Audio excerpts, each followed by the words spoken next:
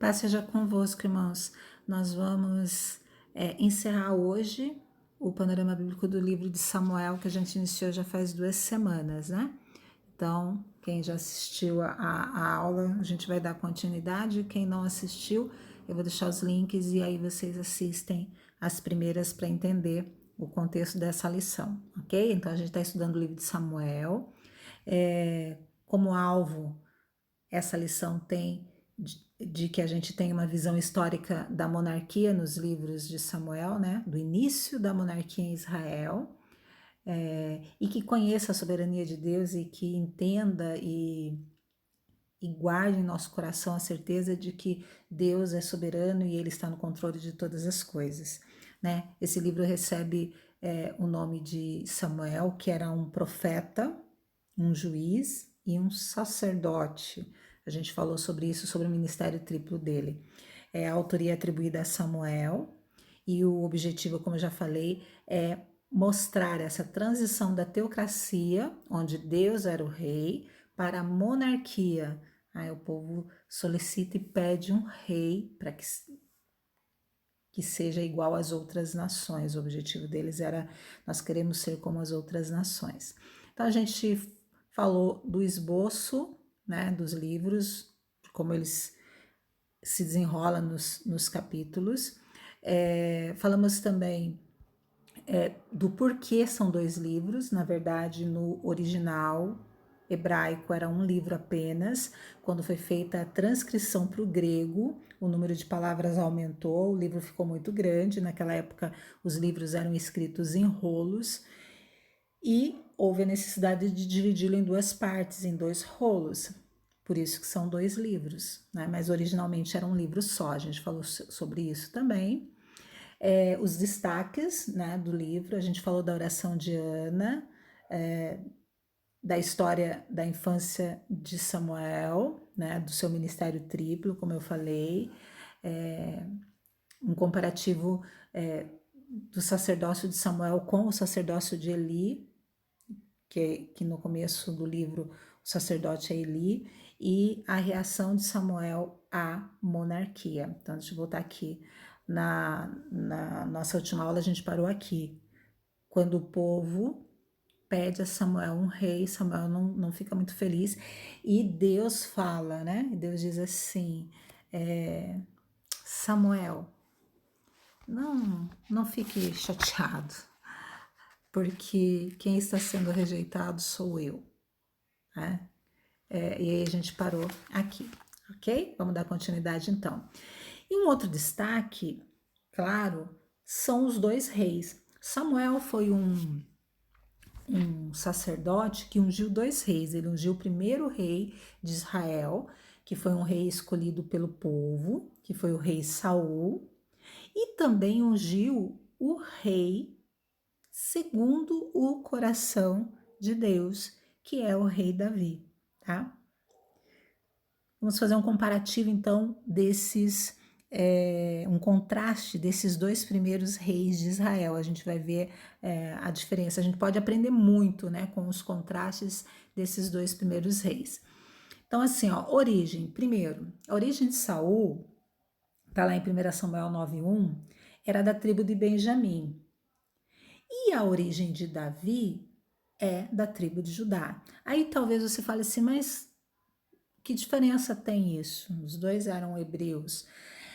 No livro de Gênesis, lá no capítulo 49, quando Jacó dá a sua bênção aos seus filhos, né, que são os filhos de Jacó que geram as tribos, quando Jacó, no leito de morte dele, abençoa, dá a bênção a Judá, ele fala para Judá que o cetro não seria afastado de Judá. Então ali tinha uma promessa de que o rei viria da tribo de Judá. Então o povo escolheu da tribo de Benjamim, mas Deus havia falado que o rei viria da tribo de Judá. Então Davi era da tribo de Judá.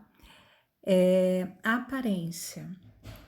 Uma das lições que a gente aprende no livro de Samuel, eu falei isso no primeiro estudo, na primeira parte, né, do estudo, e vou repetir agora. Uma das lições que a gente aprende é que Deus não atenta à aparência. Então, assim,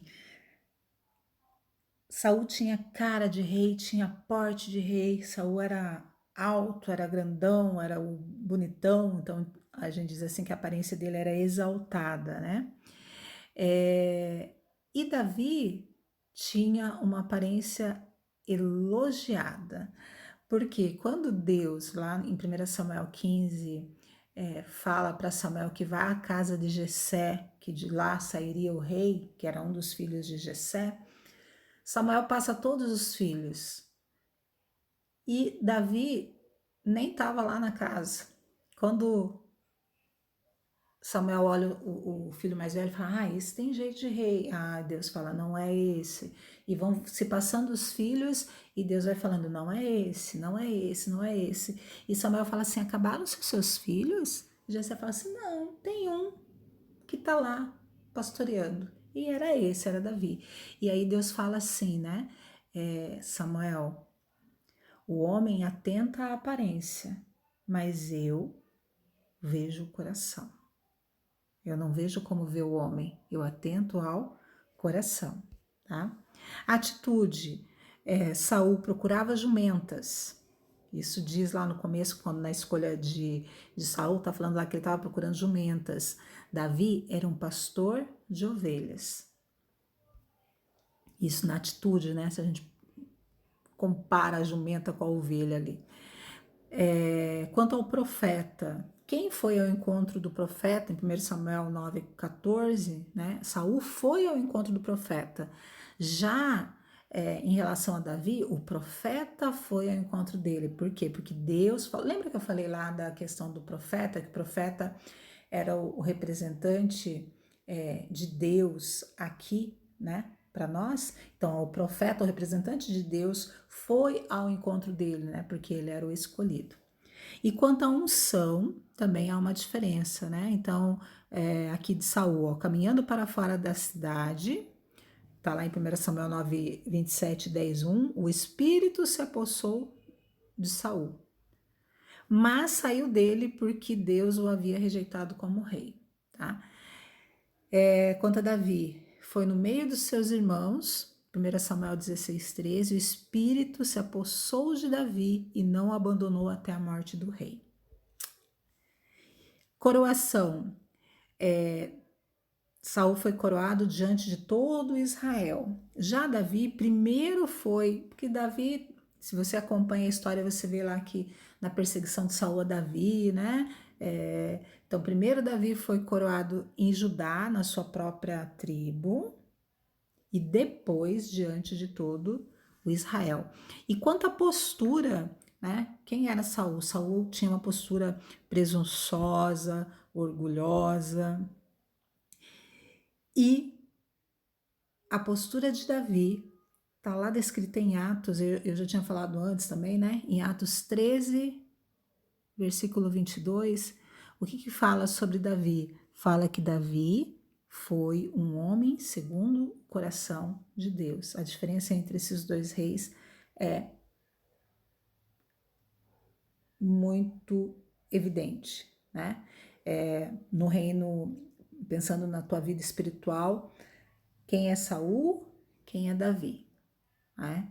Aquele carnal e aquele a quem Deus diz que é segundo o seu coração.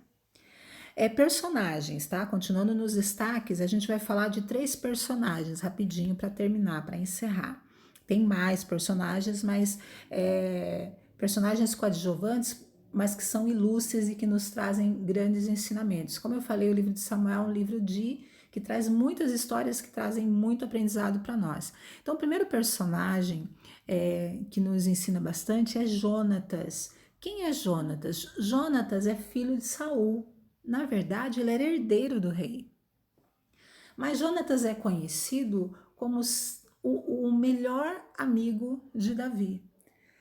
Então, se você pensa assim, ó, Saul, quando viu que Davi tinha sido escolhido como rei, né, e estava concorrendo ali com o seu... Saul perseguiu Davi, a gente vê isso no livro de Samuel inteiro, apesar de ser casado com a filha de Saul, né, ele tenta matar, ele persegue Davi. E Jonatas não teve em momento nenhum medo de perder o reinado. Ele era herdeiro, né, do reino, de perder para Davi. Ele foi um amigo fiel. Jonatas é exemplo de fidelidade.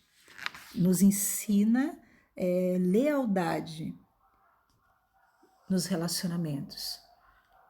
Esse é o grande ensinamento de Jonatas. Uma outra personagem que nos traz um ensinamento é Abigail. Você pode ler a história de Abigail lá em 1 Samuel 25. A gente diz assim que ela é um exemplo de pacificadora, de sabedoria, porque ela ficou entre dois homens, um tolo e outro precipitado. O tolo era o marido dela e o precipitado era Davi, que depois veio a ser marido dela também, tá?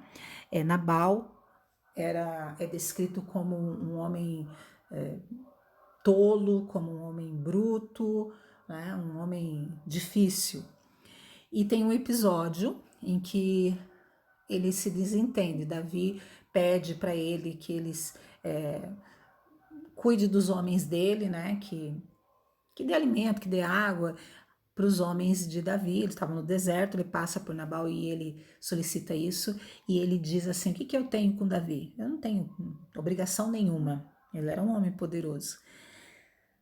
E o que acontece? Davi fala: ah, é? Então peraí.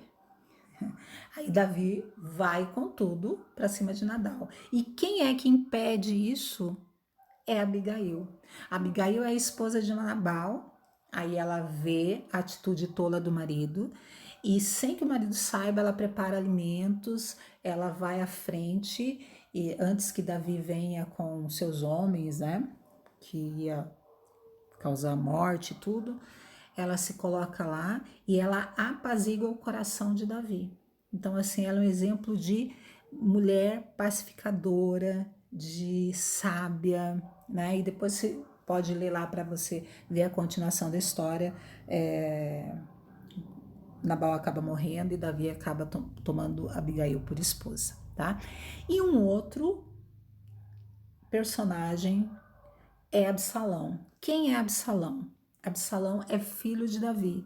E o que a gente aprende com a história de Absalão? A gente aprende que Davi foi um homem segundo o coração de Deus, mas que Davi não soube cuidar da sua casa, dos seus filhos, né? Ele teve um problema que foi na educação, né? Ele foi ausente, um pai ausente na educação e no cuidado dos seus filhos, né? Absalão matou um dos seus irmãos num episódio, né? Que você também pode ler lá, Amon, que era meio-irmão dele, que havia errado com sua irmã também. Depois ele quis roubar o trono do pai. Então, assim, é um exemplo de como que a gente tem que cuidar da nossa área espiritual, mas também tem que cuidar da nossa família, tá? No elogio, na repreensão, na exortação, né? Absalão diz que era muito bonito, a Bíblia diz isso, então são 3 exemplos de histórias que nos trazem muito ensinamento. Lembra que eu tinha falado que nos ensina muito, né? E terminamos aqui, ó, concluindo. Conclusão do livro de Samuel. Samuel é um livro de transição, mas também é um livro de histórias fascinantes. Eu falei isso lá no comecinho, né? Vale a pena. Do começo ao fim, Samuel nos mostra como a soberania de Deus entra em ação para consolidar a monarquia instruída por ele. A gente vê desde o início do livro até o final que são as promessas de Deus se cumprindo. Deus não descuida nenhum momento dos planos dele, né? Tais verdades dão ao crente a confiança de que os planos de Deus são cumpridos, ainda que vez por outra algum obstáculo ou pessoa se interponha no caminho. Ok? Então nós encerramos o livro de Samuel.